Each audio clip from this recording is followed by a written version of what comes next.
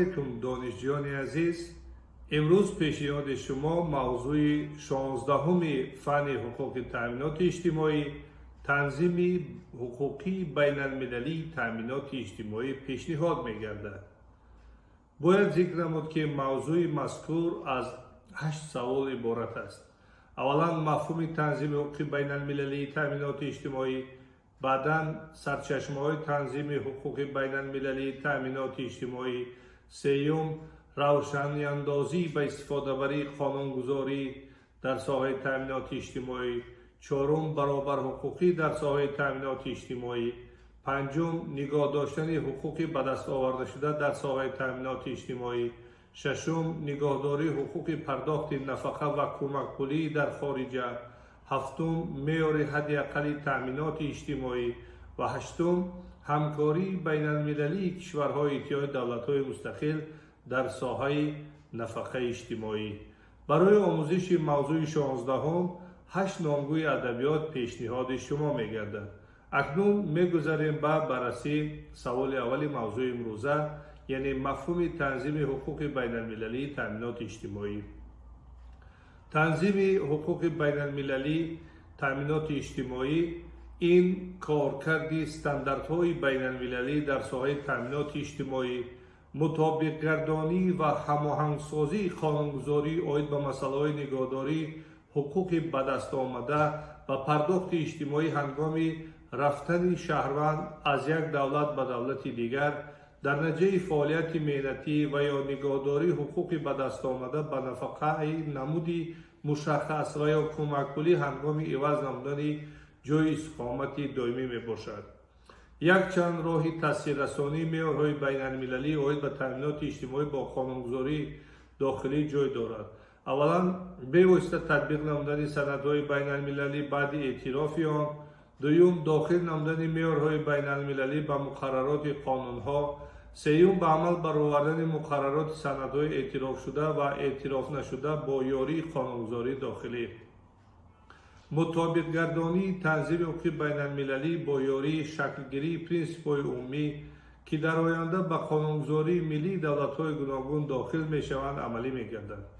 یکی از این مثال خوبی مطابق گردانی کنونسیای 117 درباره مقصدهای اصلی و معیارهای سیاست اجتماعی از سال 1962 می باشد که دولت‌های اعتراف نموده را عهده‌دار می‌کند که همه گونه چاره‌ها را در سطح بین المللی، منطقوی و ملی برای مساعدت به روند ساحه‌های تندرستی، ساختمان منزلی، تأمینات به آذوقه‌واری، معارف، حالت خوب کودکان، حالت زنان، تأمینات اجتماعی و غیره اندیشد. اگر پرینسیپ‌های عمومی در معیارهای شرطنامه بین المللی استوار شده باشند، اجرایش آنها برای دولت‌های اشتراکچی و یا اعتراف نموده شرطنامه حتمی است. همچون قاعده چنین معیارها استاندارد حداقل را مقرر می‌نمایند. از جمله کنونسیون سازمان بین المللی مهنت تحت رقم 102 درباره معیارهای حداقل تامینات اجتماعی از سال 1952 دایره فراگیری، شرط‌های دادن و حجم پرداخت‌ها را هنگام با وجودهای خطرهای اصلی اجتماعی معین می‌نماید. هماهنگسازی قانونگذاری داخلی دولتی کشورهای گوناگون در ساحه تامینات اجتماعی در سمت‌های زیرین عملی می‌گردد. اولا منع کردن استثمار شهروندان دولت اشتراکی شرطنامه بین المللی از روی علامت‌های ملت. دوم حل مسائل حقوقی تطبیق شونده و برطرف نمودن کلیدهای معیارها. سوم جمع‌نمایی دوره‌های سقوط اجتماعی فعالیت کسبی و یا اقامت در دولت‌های اشتراکی شرطنامه برای به دست آوردن حقوق به نمودهای مشخص نفقه یا کمک پولی. چهارم مقرر نمودن شرطی گرفتن پرداخت در یکی از دولت‌های اشتراکی در حالتی که حقوق به گرفتن پرداخت در دیگر دولت‌ها به دست آمده است. و پنجم حساب برابرکنی بین دولت‌ها آید به مبلغ‌گذاری پرداخت‌ها هنگام رفتن شهروند از یک دولت به دولت دیگر. اولین مراتبه در اروپا شرطنامه دو طرفه آید به تامینات اجتماعی بین فرانسه و ایتالیا در سال 1904 بسته شد که در استثمار ساحه حقوق تامینات اجتماعی از روی علامت ملت محدودیت یا منع کنی را جاری کرد. این معنای آن را داشت که طرفها عهدهدار گردیدند تا به مهاجران برابر شهروندان خود حقوق به تامینات اجتماعی را تامین نمایند. از آن دوره هماهنگسازی نظام ملی تامینات اجتماعی یکی از سمت‌های مهم فعالیت بسیار تشکیلات‌های بین‌الخلقی گردید. سال 1935 سازمان بین‌المللی مهنت برای تأسیس نظام هماهنگسازی قانونگذاری ملی عاید به نفقه از روی سن و سال، معیوبی و بنابر محروم شدن از سرابان با مقصد کفالت نگهداری حقوق به دست آورده شده و یا به دست آینده مهاجران تشبث نمود. قدم دیگر برای هماهنگسازی نظام قانونگذاری ملی در ساحه تامینات اجتماعی این کنونسیای رقم 118 عاید به برابر حقوقی در ساحه تامینات اجتماعی از سال 1962 می باشد. یعنی معلوم می گردد که عین حال نظام قانونگذاری تامینات اجتماعی در سطح بین الملل مکمل است. سوال دوم موضوع امروزه ما سرچشمه‌های تنظیم حقوق بین المللی تامینات اجتماعی است. به صفت سرچشمه‌های تنظیم حقوق بین المللی تامینات اجتماعی سندهای سازمان ملل متحد و سازمان بین المللی مهنت، اتحاد منطقوی، شرطنامه‌های دو جانبه و بسیار جانبه برآمد می‌کنند. وابسته به عمل جغرافی معیارهای بین المللی عاید به تامینات اجتماعی را به چنین گروه‌ها جدا نمودن ممکن است. اولا سندهای اونیورسالی، یعنی سندهایی که در تمام دولت‌های دنیا باید اجرا کرده شوند. دوم سندهای منطقوی، یعنی سندهایی که در دولت‌های منطقه معین عمل می‌کنند. و سوم سندهای دو جانبه که از جانب دو دولت بسته شدند. وابسته به قوه حقوقی سندهای بین المللی آنها را به سه گروه جدا می‌نمایند. سندهایی که اجرایشان از جانب دولت‌های اشتراکی تشکیلات بین المللی به تصدیق حتمی است. به این گروه شرطنامه‌های بین المللی داخل می‌شوند. آنها با وجود دارنده عهدهداری‌های حقوقی برای دولت‌های اشتراکی بوده واسطه معین نظارت بین المللی را به عمل می‌برند و جوابگری برای اجرا نکردن را مقرر می‌کنند. از لحظه اعتبار حقوقی پیدا کردن شرطنامه دولت همچون سوبیکت حقوقی بین المللی عهدهداری اجرایش شرطنامه‌ها به ذمه دولت واگذار می‌گردد.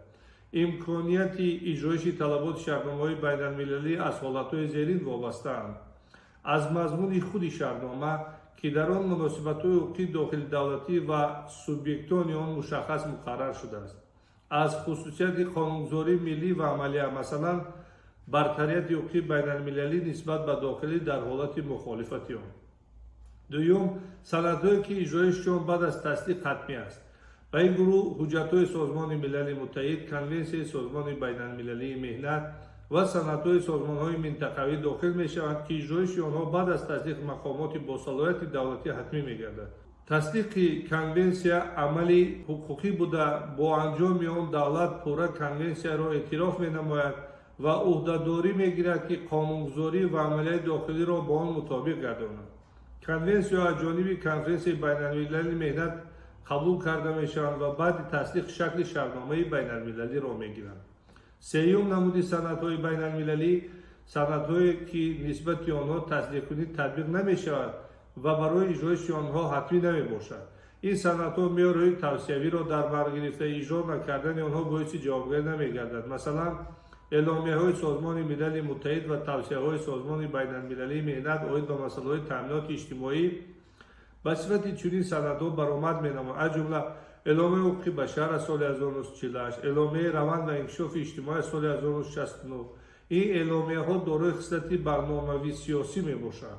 به جمله چنین پیشنهادهای سازمان بین المللی مهنت نیز داخل میشوند. توصیه رقم 167 درباره حفظ حقوق در ساحه تامینات اجتماعی از سال 1982، توصیه رقم 168 درباره عافیت قابلیت مهنت و به کار تامین نمودن معیوبان از سال 1983 و غیره.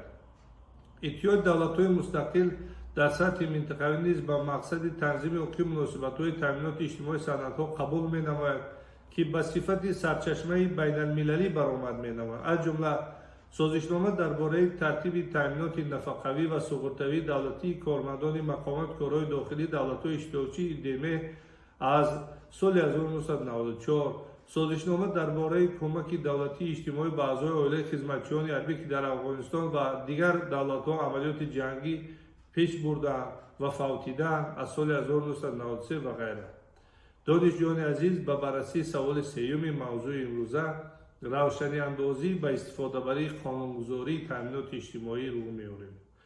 яке аз самтҳои муҳими танзими байналмилалии бартарафнамоии коллизияи меъёрҳои ҳуқуқӣ мебошад.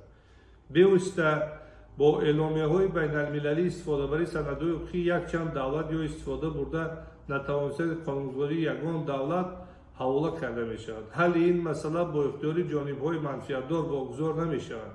дар байни корфармо ва корманд дар соҳаи таъминоти иҷтимоӣ мухолифат ҷой дорад. масалан, корманд кӯшиш менамояд ба низоми таъминоти иҷтимоӣ бештар фоиданоктар дохил гардад ва корфармо кӯшиш менамояд ба корманди худ амали низоми пардохти камтариро татбиқ кунад. интихоби қонунгузории татбиқшаванда одатан ба хусусияти фаъолияти касбӣ муайян карда мешавад. нисбати кормандони кироя қонунгузории ҷойи кор татбиқ мегардад ки онро принсипи ҳудуд низ ном мебаранд. агар корманд дар киштии баҳрӣ ҳавоӣ кор намояд, пас нисбати ӯ қонунгузории давлате татбиқ карда мешавад ки дар зери парчами он киштӣ қарор дошт, ҷойи ба қайдгирии киштӣ яъне. ба корманди ғайри кироя қонунгузории давлате татбиқ мешавад ки дар он ҷо фаъолияти касбиро ба амал мебарорад ва ба давлате ки дар он ҷо доимӣ истиқомат менамояд.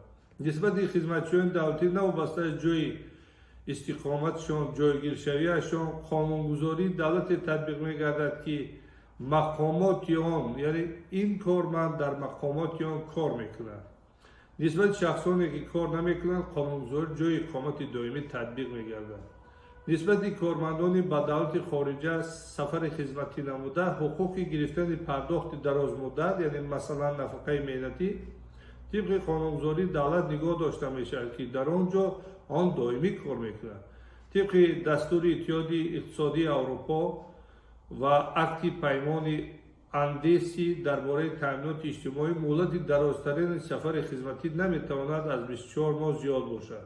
нисбати кормандони воситаи нақлиёти байналмилалӣ қонунгузории корхонаи онҳо ва нисбати кормандони намояндагии дипломатӣ ва консулгарӣ қонунгузории давлати онҳо татбиқ мегардад. дар ҳолатҳои алоҳида ба муҳоҷирони ғайри кироя қонунгузории макони иқомат татбиқ карда мешавад, агар дар он давлат қонунгузорӣ дар ин соҳа ҷой надошта бошад ва ё дар ду давлат маҳаки татбиқшавии ҷойи зист муайян карда шуда бошад. акнун ба баррасии саволи чаҳороми мавзӯи имрӯза мегузарем, яъне баробарҳуқуқӣ дар соҳаи таъминоти иҷтимоӣ дар сатҳи байналмилалӣ.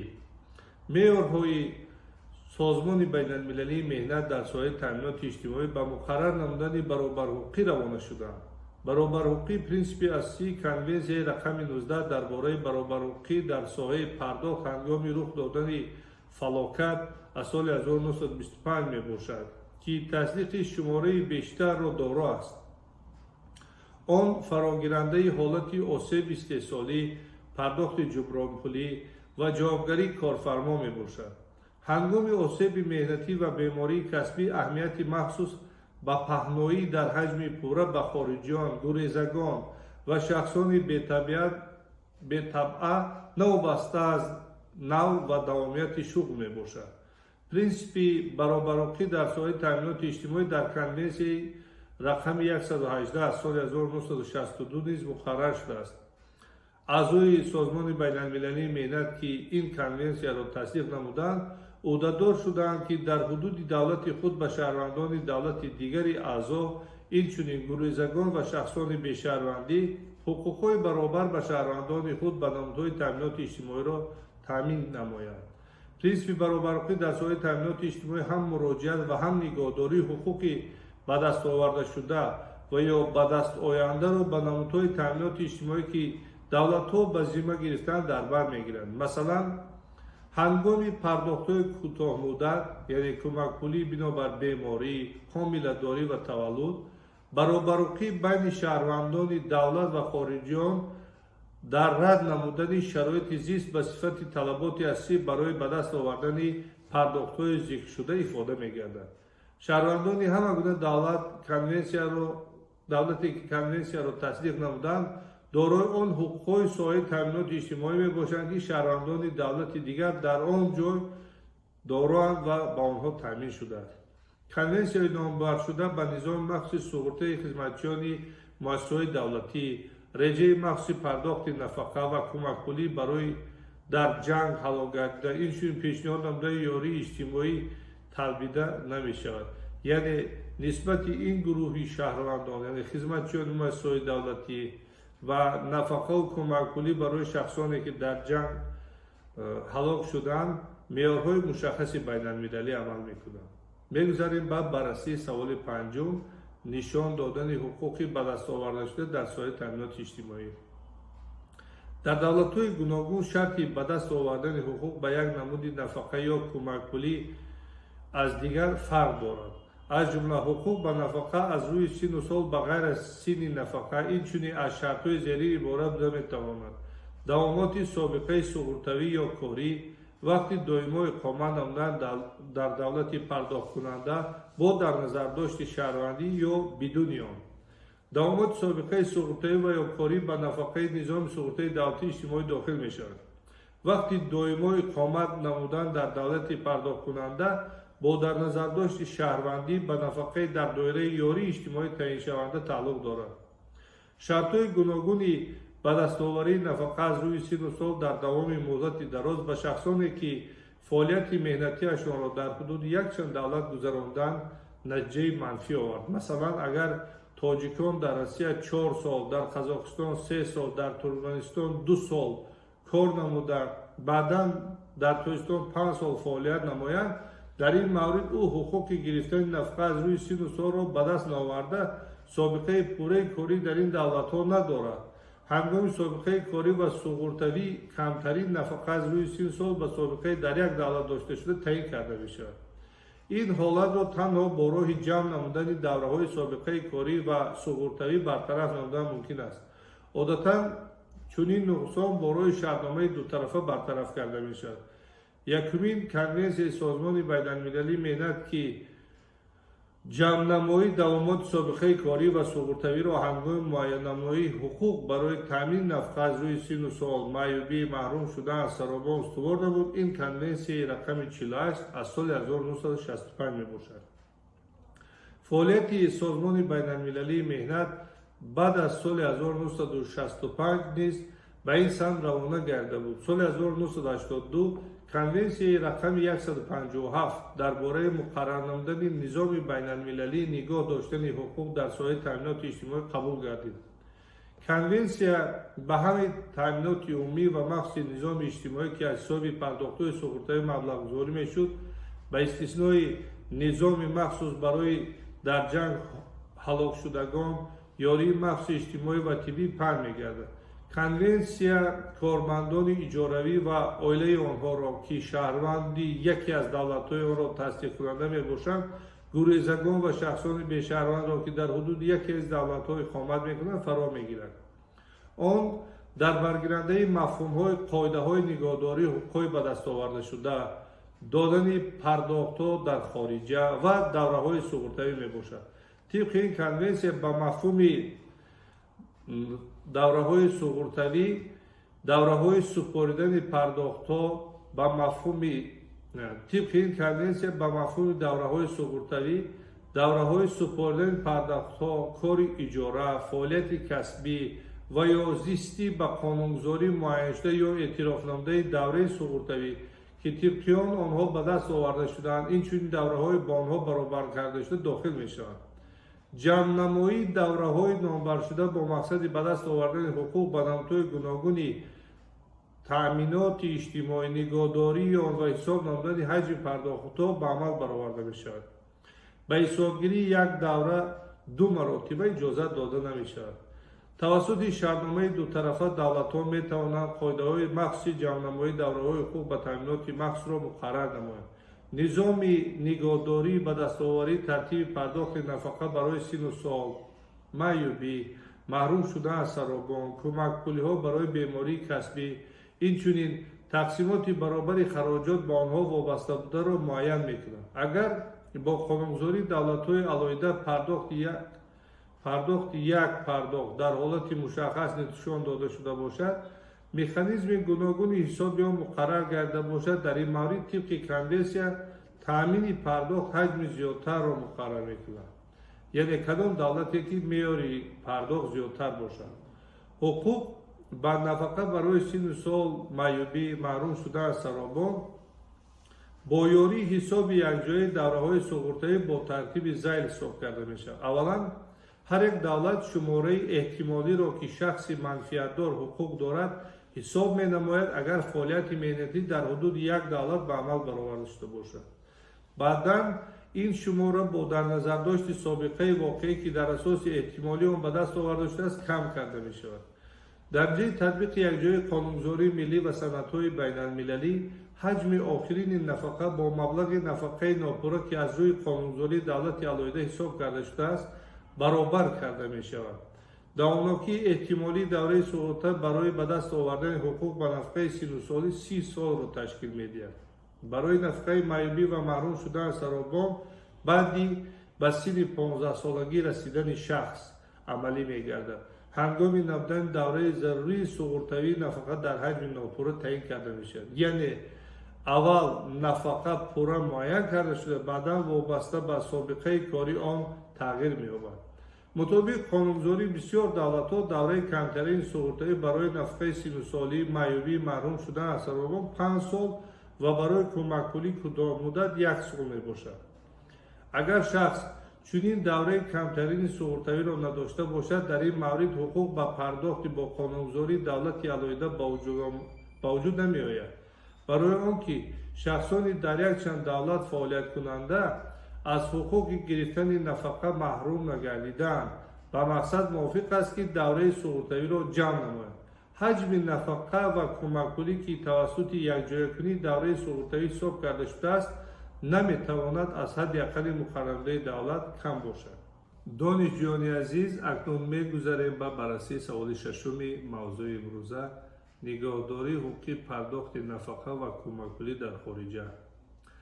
нигоҳдории ҳуқуқи ба дастомада барои бартараф намудани камбудиҳо ки ба принсипи ҳудудӣ ҳангоми пардохти нафақа ва ё кӯмакпулии шахсҳои берун аз давлат қарор дошта бо қонунгузорие ки онҳо таъин карда шудааст вобаста мебошад. ин принсип ба чунин пардохтҳо паҳн намегардад. кӯмакпулии махсуси бе ҳиссагузаронӣ ҳамчун ёрии махсус ба шахсони дорои даромади муайяншудаи рӯзгузаронӣ. кӯмакпулии беҳиссагузаронӣ ин кӯмакпулиест ки аз иштироки бевоситаи молиявии шахс ва ё корфармо ва ё мавҷудияти собиқаи корӣ муайян вобаста намебошад. дуюм, кӯмакпулӣ дар асоси низоми гузаронда додашуда. кӯмакпулиҳо дар асоси низоми гузаранда додашаванда. низоми гузаранда шахсонеро фаро мегирад ки синашон аз рӯзи мавриди амал қарор додани қонунгузории татбиқшаванда, яъне аз муқаррар гардида зиёдтар аст. масалан, мутобиқи конвенсияи рақами 157 давлатҳои аъзои созмони байналмилалии меҳнат конвенсияро тасдиқ карда ӯҳдадор шуданд ки ҳуқуқҳои ба дастовардашударо ба пардохтҳои дарозмуддат нигоҳ доранд. аз ҷумла дар моддаи 9 конвенсия омадааст ки давлати аъзо навобаста аз ҷои иқомат ҳуқуқи ба дастовардаи пардохти нафақаи маъюбӣ, синусолӣ вобаста ба осеби меҳнатӣ маҳрум шудан аз саробонро тибқи қонунгузории худ кафолат медиҳад. хароҷоти маблағҷудокунии нафақаҳои нишондодашуда байни давлатҳои конвенсияро тасдиқ карда баробар тақсим мегарданд. барои додани пардохтҳои кӯтоҳмуддат бошад, моддаи 10 конвенсия муқаррароти мушаххасро дорад. масалан, тибқи он давлатҳо кӯшиш менамоянд ки дар низоми нигоҳдории ҳуқуқӣ дар асоси қонунгузории онҳо ба дастовардашуда иштирок намоянд. ин пардохтҳо ба муносибатҳои зайл паҳн мегарданд: хизматрасонии тиббӣ, кӯмакпулӣ бинобар беморӣ, ҳомиладорӣ ва таваллуд, бекорӣ, кӯмакпулии оилавӣ ва ғайра. ин масъалаҳо дар асоси созишномаҳои дутарафа ҳал карда мешаванд. агар ҳуқуқ ба хизматрасонии тиббӣ, кӯмакпулӣ барои беморӣ, ҳомиладорӣ ва таваллуд дар асоси қонунгузории як давлат ба даст дароварда шуда, пардохти он дар ҳудуди дигар давлат ба амал бароварда шавад, дар ин ҳолат давлати аввал хароҷоти воқеӣ و خراجاتی در حجم مبلغی با سازشنامه ها جای داشته را جبران می نماید. شرطنامه بین المللی می تواند قاعده‌های مخصوص را نسبت مناسبت ها به کمک پولی ها بنابر بیکاری و اولیوی دارا باشد. از جمله برای گرفتن کمک پولی هنگام بیکاری شهروند باید به صفت بیکار در مقامات اجتماعی همه دولت‌هایی که در حدود آن او کار می‌جوید باید به قید گرفته شده باشد. در این حالت برای آنکه دوامناکی عمومی آن از مدت مقرر گردد زیاد نشود، جمع‌کنی دوره‌های پرداخت پولی در هر یک دولت به عمل برآورده می‌شود. اگر شهروند در حدود یک دولت کار نماید و عائله آن در حدود دولت دیگر استقامت کند، با سازشنامه دو طرفه یا بسیار طرفه چنین مکانیزم‌ها مقرر کرده می‌شود. یکم، پرداخت کمک پولی طبق قانونگذاری دولتی که در آن تامیناتچی کار می‌کند صورت می‌گیرد. دوم، پرداخت آن طبق قانونگذاری جای استقامت عائله صورت می‌گیرد. در این حالت دولت اول به دولت دوم خراجات مبلغ جداکنی را جبران می‌نماید اگر سازشنامه دو طرفه دیگر حالت‌ها را مقرر نکند. قاعده‌های جبران خراجات بین دولتی عاید به پرداخت نفقه، کمک پولی و گذراندن این مبلغ‌ها با شرطنامه‌های بین المللی مقرر کرده می‌شوند. دانشجویان عزیز، سر می‌کنیم به تحلیل سوال هفتم موضوع امروزه، معیارهای حداقل تامینات اجتماعی. معیارهای حداقل تامینات اجتماعی در کنونسیون رقم 102 از سال 1952 مقرر شدند. این کنونسیون وابسته به موضوع خود عجیب است، چون که همه نمودهای اصلی تامینات اجتماعی را که برای حفظ شهروندان و توکل عمومی اعتراف شده اجتماعی معین گردیده است فرا میگیرد. به مانند احتیاجات به یاری طبی، بیماری، بیکاری، پیرانسالی، آسیب مهنتی و بیماری کسبی، داشتن فرزند، حامله‌داری و تولد، معیوبی، محروم شدن از سرابان و غیره. دولتی که این کنونسیون را تصدیق نموده است، عهده‌دار می‌گردد در شرایط پرداخت نمودن نمودهای علایده تامینات اجتماعی نامور شده یاری اجتماعی خود را با آن مطابق گرداند. کشورهایی که انکشاف خدمت‌رسانی اقتصادیات و طب در سطح معین نرسیده است می‌توانند کنونسیون را شرطاً تطبیق نمایند، یعنی بعضی از نمودهای تامینات اجتماعی را در خود استفاده برند. مطابق کنونسیون قانونگذاری ملی می‌تواند تقسیمات نمودهای علایده تامینات اجتماعی را به کاتگوری شخصانی که شمارهشان از حد معین شده کم نباشد مقرر نماید. نه کمتر از 50% کارمندان اجاروی اینچنین به زن و فرزندان آنها. به حالی خود فعالیت کننده نه کمتر از 20% شماره عمومی استقامت کنندگان اینچنین زن و فرزند آنها. نه کمتر از 50% شماره عمومی اهالی با استقامت کنندگانی که مبلغ آنها از سطح معین زیاد نیست. کمک پولی و خدمت‌رسانی طبی برای پرداخت خراجات نمودهای ذیل یاری طبی داده می‌شود، یعنی یاری عمومی طبیب از جمله خبرگیری در خانه، یاری کوالیفیکاسیونی متخصصان در شرایط استاسیونری و یا آمبولاتوری، گرفتن داروواری با نشانداد طبیب، بستری، نگاهبین و یا یاری هنگام حامله‌داری و تولد. مهلت پرداخت کمک پولی تا 26 هفته برای هر یک حادثه بیماری صورت میگیرد. کمک پولی برای موقتا گم کردن قابلیت مهنتی با مقصد برابرکنی درآمد از دست رفته داده می شود.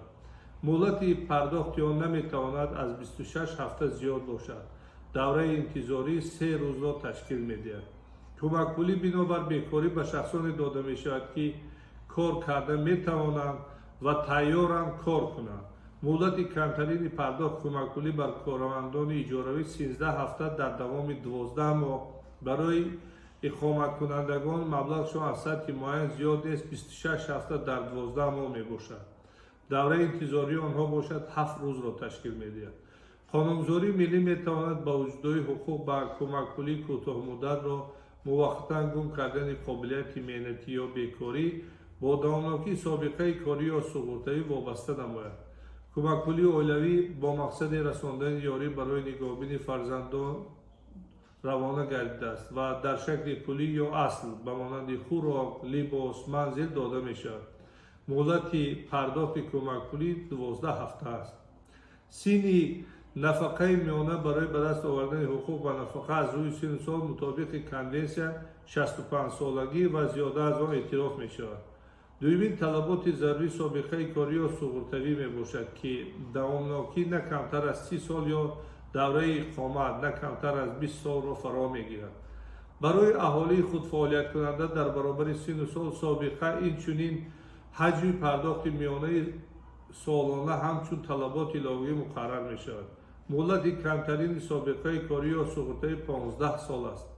هنگام سابقه کاری از 15 سال زیاد ولی نه کمتر از 30 سال اندازه نفقه برابر سابقه حساب کرده می شود.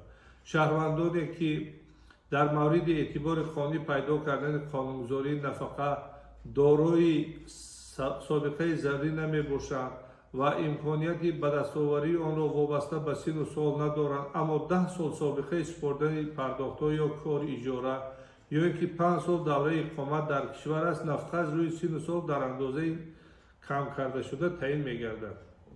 در مورد از دست دادن قابلیت عملکنی مهنتی و یا مرگ در جای آسیب مهنتی و بیماری کسبی کمک پولی یا نفقه تعیین کرده می‌شود. اگر سطح از دست دادن قابلیت عملکنی زیاد نیست آن به پرداخت‌های یک وقته عوض کرده می‌شود. حقوق و نفقه برای معیوبی در مورد به وجود می‌آید که با اتمام مهلت کمک پولی برای بیماری غیر قابل مهنت دوام می‌یابد. کنونسیا شرط‌های گوناگونی به دست آوردن حقوق و نفقه برای معیوبی را وابسته به شهروندان فراگرفته مقرر می‌نماید. برای کارمندان اجاره‌ای داشتن 15 سال سابقه سقوطی و یا کاری و یا اینکه اقامت در دولت در مهلت نه کمتر از 10 سال ضرور است. برای شهروندان خود فعالیت کننده 3 سال سابقه کاری و یا سپردن پرداخت میانه سالانه حتمی است. هنگام داشتن سابقه سپردن پرداخت و کاری اجاره‌ای که امروز کار اجاره‌ای را کدیس مهنتی جمهوری تاجیکستان کار کرایه نامیده است از 5 سال کم نفقه برای سابقه کاری حساب کرده می شود. نفقه برای معیوبی تا به دست آوردن حقوق و نفقه از روی سن و سال داده می شود. حقوق نفقه را برای محروم شدن از سرابان، زن و فرزندان فوتیده در مورد نداشتن مبلغ ضرور دارند. پرداخت نفقه تا آن وقت دوام داده می شود که زن و فرزند سرابان مبلغ روزگذرانی ندارند. مبلغ درآمدی که از آن نفقه تعیین کرده می شود می تواند به اندازه بالایی محدود کرده شود. به خورندگان زن یا 2 فرزند علاوه پولی تعیین کرده می شود. اندازه نفقه برای سن و سال بنابر آسیب مهنتی برای معیوبی و بیماری محروم شدن از سرابان در حالت تغییرات در سطح عمومی مزد مهنت و یا روزگذرانی از نو دیده برآمده می شود.